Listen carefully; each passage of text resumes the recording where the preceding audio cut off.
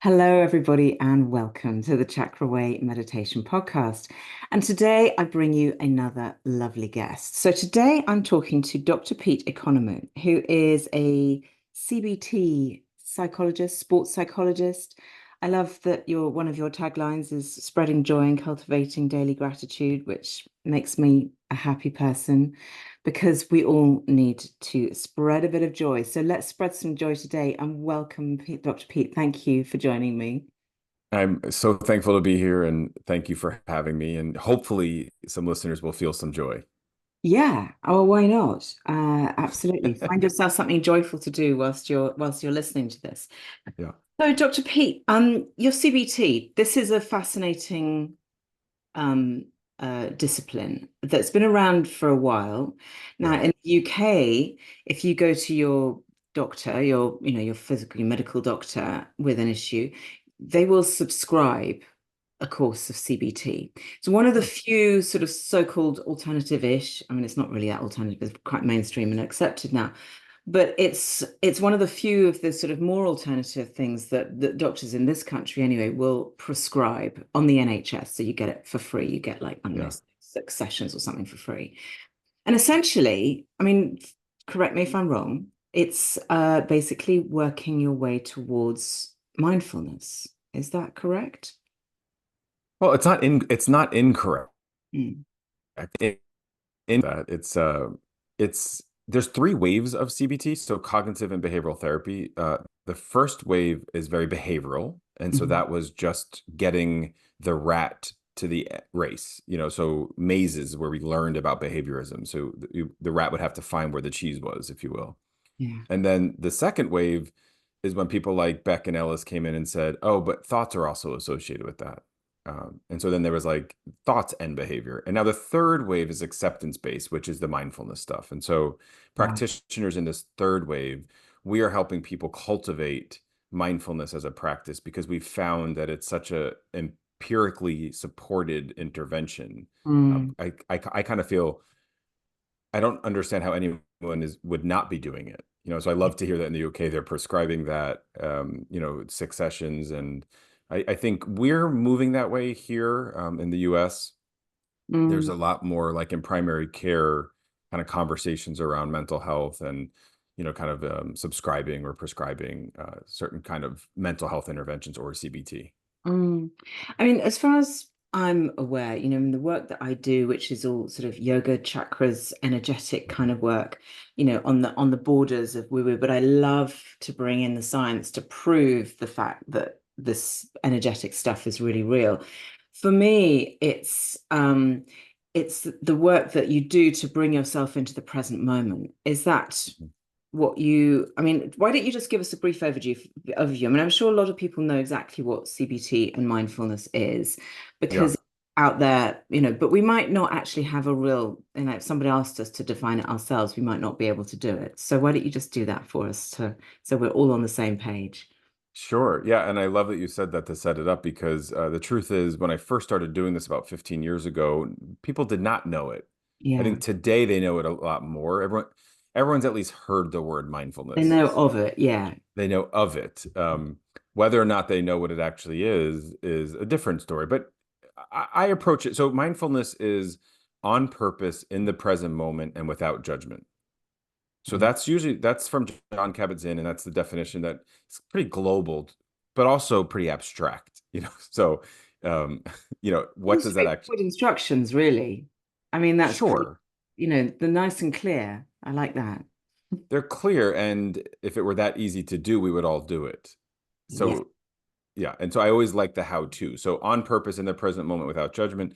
So whatever you're doing it with intention so that you're not like mindlessly scrolling. It's not to say you can't be on social media, but if you get stuck in a thing of just scrolling for, 30, 40 minutes, that's not on purpose.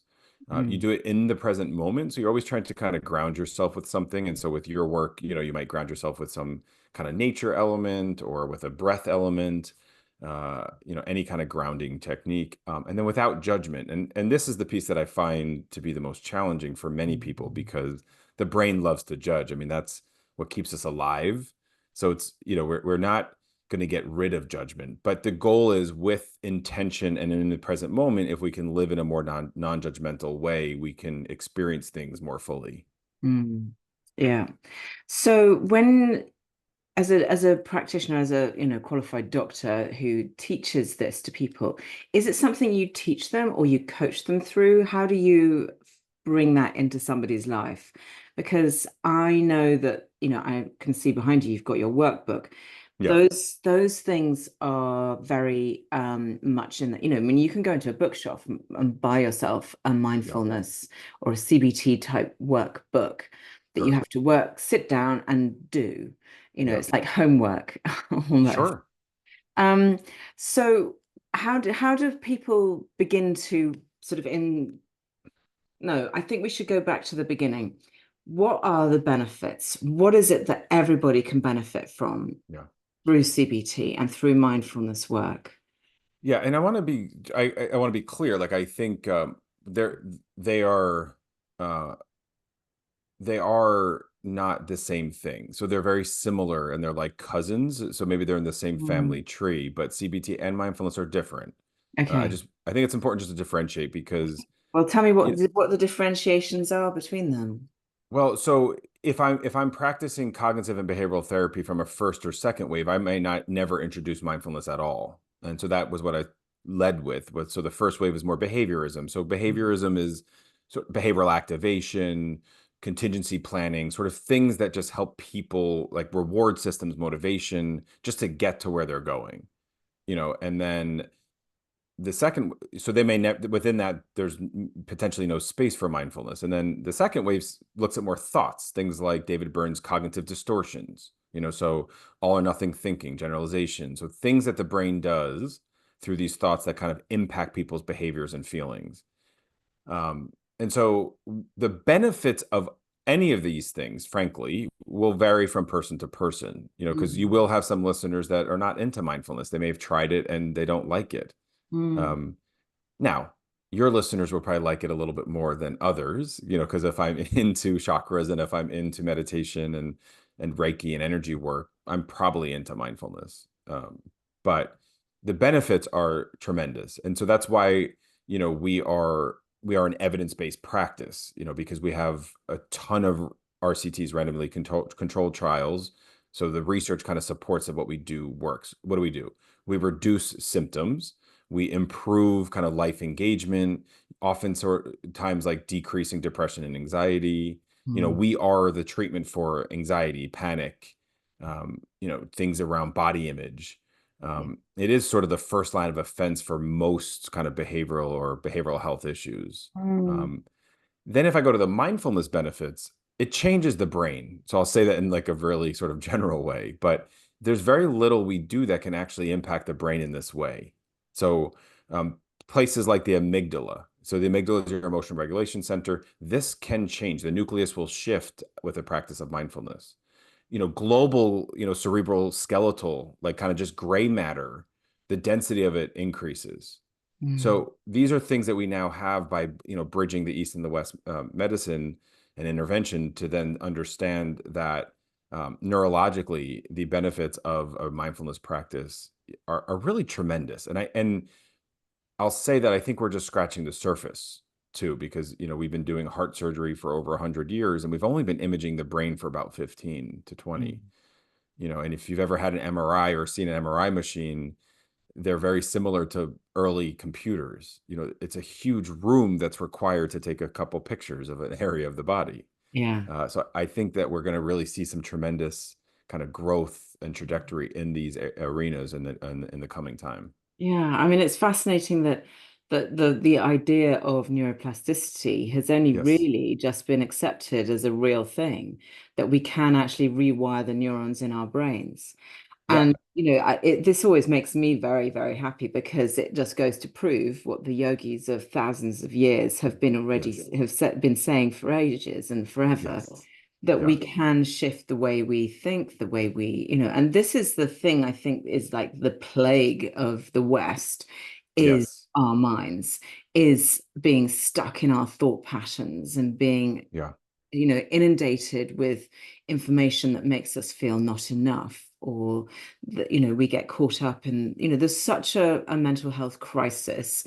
And I have this discussion frequently with people who go, well, you know, why is it just recently? Why is it all this mental health stuff coming up Yeah. now? You know, our grandfathers and our, you know, great grandfathers, they were mothers and what have you, they were all absolutely fine. They didn't suffer at all. Well, Hmm. you don't know that because they didn't have the vocabulary to even talk about it. So you don't know that they bottled things up and they shoved it away and they didn't, you know, open up. That's right. Some would argue that that was a good thing, my mother Yeah. included. But um, Mine too. Our mothers would get along. Yeah. um, I, but I want to I want to go back real quick to I think it's really important what you said about the neuroplasticity before we move on from that, because um, I'm not, that old, and I, only recently moved out of early career psychology, and I was trained that the brain stops developing after adolescence, so around 22. mm, It's wild, yeah, that that's was something I was accepted. taught. Yeah, Yeah. which And is, now we know it's not true. well, I mean, Yeah, I think anybody who has lived a life, you know, who's had got a few decades under their belt will tell you, you know, I look back at myself 30 years ago, I'm not the same woman that I was then, not by right. any stretch of the imagination. So how That's you right. can think you can stop developing is just doolally. I just don't understand that. But Yeah, one of the things that I read in your bio, which I loved, was, and I want to sort of delve deeper into this, is you say that the brain needs exercise. Now, I that's know right. that you are a sports psychologist, that's one of your main sort of Yeah, things. But exercising the brain. Now, we've all been told that we need to download these apps with the word games and the number games and the do yeah. crosswords and play chess or what have you, play an instrument. Yeah, completely get that. Is that what you're talking about when you talk about exercising the brain?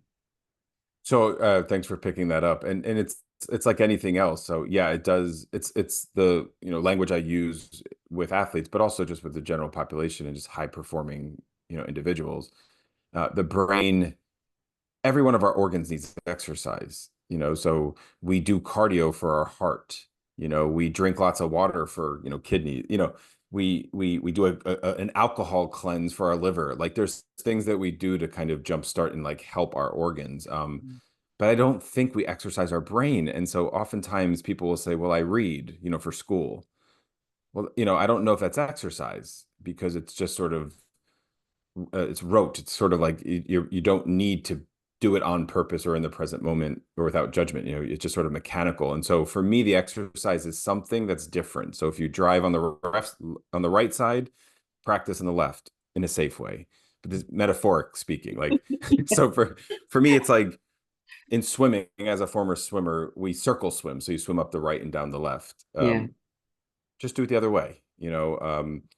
If like you said, the arts, I might not pick up an instrument, but maybe I can doodle or draw or paint or uh, go hiking. I think you mentioned the apps in the onset. I think the apps are great, obviously. I mean, millions of downloads and have made some people a lot of money. I think it's important to get off the phone though for the practice. Like I don't know that, the phones are brilliant. I'm not anti-phone usage. I'm anti-phone using us. Yeah. And that's what ends up happening. Mm. Yeah, Yeah. absolutely. It does. And you know, because it's always there. And the thing that interests me, and I notice this occasionally in myself, I am Yeah. guilty of this as the rest, is that, you know, I go to, I don't know, it's the dentist or something, and I'm sat in the waiting room for 20 Yeah. minutes.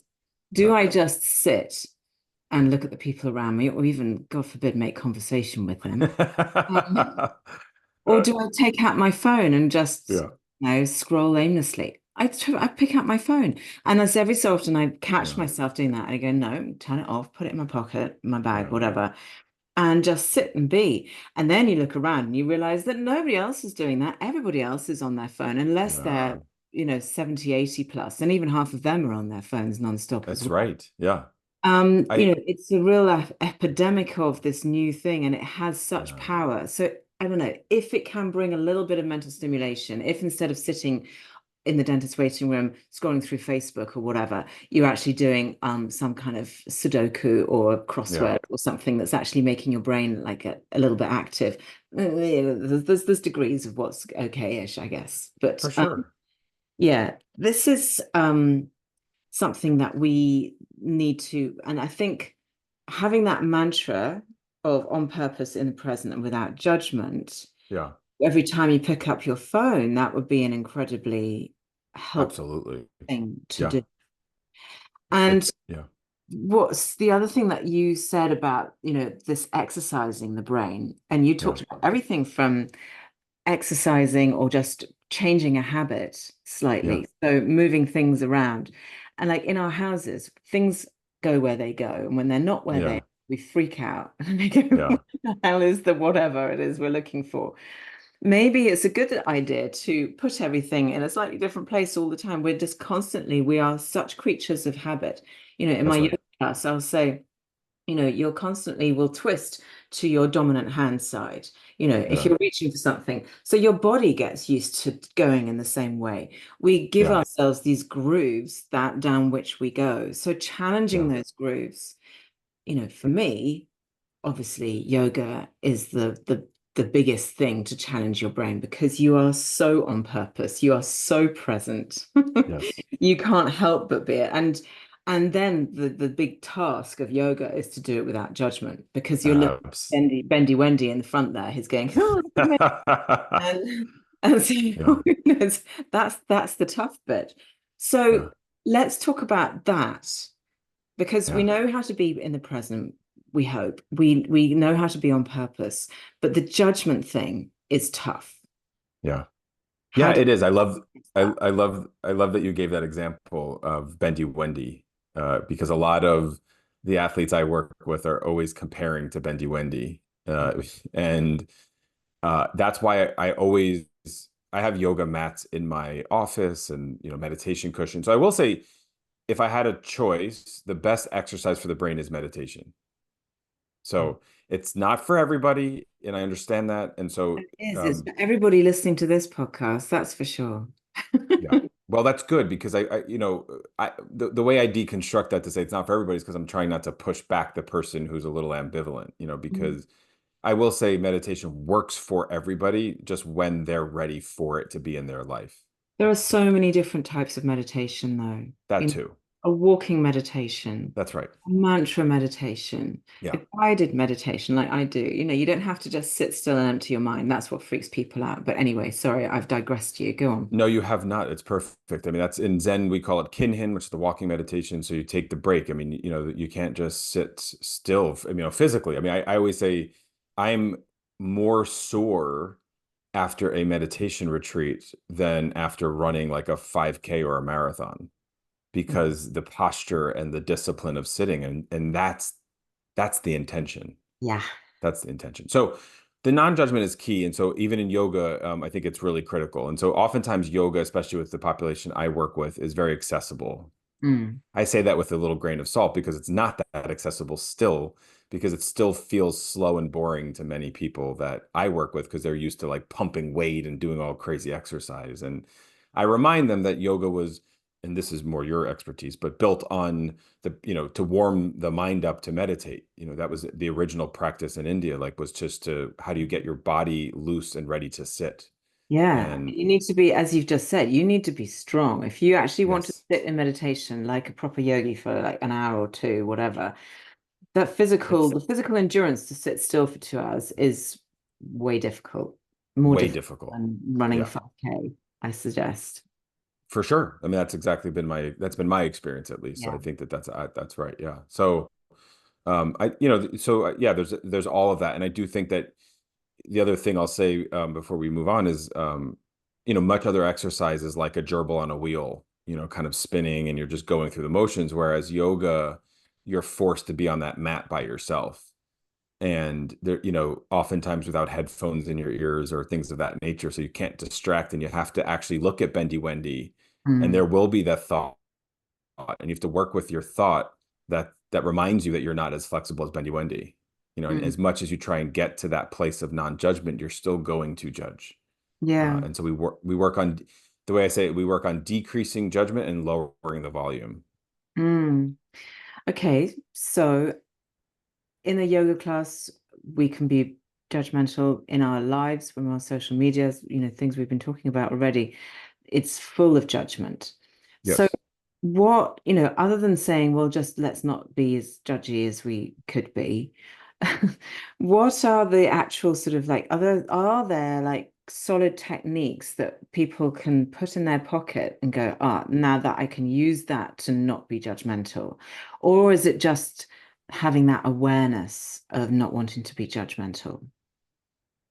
Well, I mean, so language is really powerful. And so if I come back to the opening of this, where we talked about CBT and mindfulness. So in one of these third wave CBTs, it's called RFT, relational frame theory. And Mhm. relational frame theory is based on sort of neurological and behavioral and cognitive science, which says that words are powerful. So if Mm, I'm trying not to do something, as we just posed that question, like I'm trying not to judge, yeah. um, we're doing it then. Yeah. Yeah. So, and our whole entire body from our brain to our feet feel it. And Yeah. that's RFT. It reminds us that all of these words are linked with some kind of memory and some neurological pathway. And they are activated when, we're impacted or by them. So that's the first place I start. Is we're not trying, we're working towards a neutral judgment position, an observation, a Mhm. radical acceptance. So how do I observe what is? Okay, Bendy Wendy is really touching her toes. I'm at my knee. I'm touching my knee. That's non-judgmental, right? It's an observation of the experience versus like, I suck, Bendy Wendy's so much better than me. Yeah. Yeah. Exactly. I Yeah. mean, this wonderful kind of it takes it back for me to the sort of the Buddhist teachings of and I've done a meditation on this a little while ago, holding it lightly. So Yes. you do not hold an opinion. Yes. And trying not to hold an opinion or just holding it lightly. So not having, I was talking to my yoga teacher about this, Hmm. um, and I was, he's a vegan, and I'm not a vegan. Hmm. And so I was saying, so what are your reasons? And he goes, I don't really, I don't need to justify it because that's just what I am. It's just who That's I right. That's and I right. don't need to, and I don't mind what you eat. You can go and eat all the cow and pigs that you want to, if you want, if Yeah. that's what you're into, and I will hold no judgment about that. That's right. And um, that holding it lightly, that sort of just allowing it to be, Yeah. allows an openness, allows a sort of a freedom to just be the observer. And that Yeah. is, yeah, I think that is the key, isn't it? Is just to be an observer. Yeah, Yeah. it's a really interesting point. Um, so when you in your work, you work with sports psychologists, as a sports psychologist rather. So you're working with athletes, Hmm. which is is that a very particular type of psychology that you need to instill? Because sports people and athletes have a very singular focus Hmm. and it's also by its very nature as competitive Yeah. focus. They have Yeah. to be the best. They have to be the fastest or jump the highest or whatever it is they do. Yeah. Which in a world where I come from, where it's just like hold it lightly, no judgment, da da da, Yeah. it's quite contrary to the kind of feelings that we're talking about, this kind of just sort Yeah. of Buddhist-esque philosophy Yeah. of finding peacefulness and finding balance, being present, being purposeful, which Yeah. is fantastic. So I'm fascinated by how you approach that with sports people and athletes. Yeah. I mean, it sounds like every first session I have with them is exactly what you're, describing. So yeah, you can't get to where you want to go until you accept where you are. And that's usually what they can understand. So if I want a gold medal, I have to first start with accepting that I don't have a gold medal or that there's 3 people ahead of me that are faster than me this year. You know, I have to accept that. It doesn't mean um, I'm going to win or not win. It just means I have to work on that radical acceptance. So it is, and we frame it within the Yerkes Dotson's performance curve, and this is just an upside down U. And if I have too much stress, I underperform, and if I'm too lackadaisical and holding it lightly, as you said, I'll also underperform. So these two things can exist together, but we have to find that perfect sweet spot. Mm, And so to me, that's the art of what I do is I help these high performers find that sweet spot. And ultimately, that's what creates the best performance is somebody that can find that middle path, as we would, another sort of Zen teaching. A lot of Zen teachings in the third wave CBT. And so middle path is, finding this balance between, like I say, nothing's black and white. And ultimately, there's so much peace in the gray, but we mm, have to get to that. yeah, yeah, exactly. Yeah, So, um, I want to kind of veer back towards the mindfulness side of things because I feel like, sure. and I know that you've written a workbook. I can see it behind you. It looks very Yeah. pretty. Mindfulness workbook for beginners, which is great. Yeah, So tell me a little bit about what kind of mindfulness exercises you think that everybody can do on a kind of daily basis, like so super simple, just like, oh yeah, I remember that. I heard that on a podcast. I'm going to try that tomorrow or yeah, today. yeah. Present moment, sorry. Present moment. Um, Yeah, what tips and tricks have you got that could start people off on their mindfulness journey? Because I think it's a really powerful and great practice. Meditation works for some people, mindfulness for others. There's a very happy overlap in the middle of that Venn diagram, I'm absolutely sure. So for sure. yeah, tell me some juicy mindfulness tricks. I would love to. And I love overlap. I think it's, like you said, it really just depends on the person. And so it's really individualized. The workbook, the reason I got excited about the project and took it on was because, like you said, it's the workbook for beginners. And many other mindfulness books that are out there are specific to some illness or some challenge or issue or diagnosis. It's Mm, mindfulness for anxiety or mindfulness for eating disorders. And so this one was um, allegedly the first, to market of just a global kind of for beginners. If I am considering how to do mindfulness, no matter what I am, whether I am a caretaker, a homemaker, a CEO, this could be the book that, gives you a little bit of a foundation. And so the how to is sort of in there in terms of like, the other thing I like to say is like, you don't need a membership. mm, Many of these many other sort of wellness initiatives require a financial commitment, and it's important. Our health is important. And so whether it's, you know, and I believe in it all, that's why many of our high performers, like if we're watching Wimbledon for your UK listeners at some point, right? These top performers are spending hundreds of thousands of dollars on their wellness, because their body is what brings them their performance. And this includes Reiki and acupuncture and acupressure and all the sort of things that we've, kind of borrowed from the East. And so, how do you do it? You just start somewhere. It might just be a meal that you do with your family with 5 minutes of silence, or the meal prep of just doing again together, where you say you're just peeling the potatoes. Oftentimes when we're peeling the potatoes, we're thinking about an argument we had with a supervisor. We're worried if our partner's going to like these potatoes, or we were annoyed that the cashier took so long when we were checking out with the potatoes. Everything's sort of connected in that way. So mm, you just have to start in these small little ways. It might be yoga, just starting a yoga practice. I remember I had one client who she said, I'll go, but I'm not going to say Om at the end of class. If they want me to say it, I'm not going to say it. I was like, cool, don't then. You can actually pretend like you're saying it or not. And those are the sort of ways that you have to do it, is just find what works for you. mm, Um, but it's not a one size fits all. So it's hard for me to say, like, this is the thing to do tomorrow or right now. Um, mm, if you want that thing, just take one deep belly breath in this moment, because that might be the practice, right?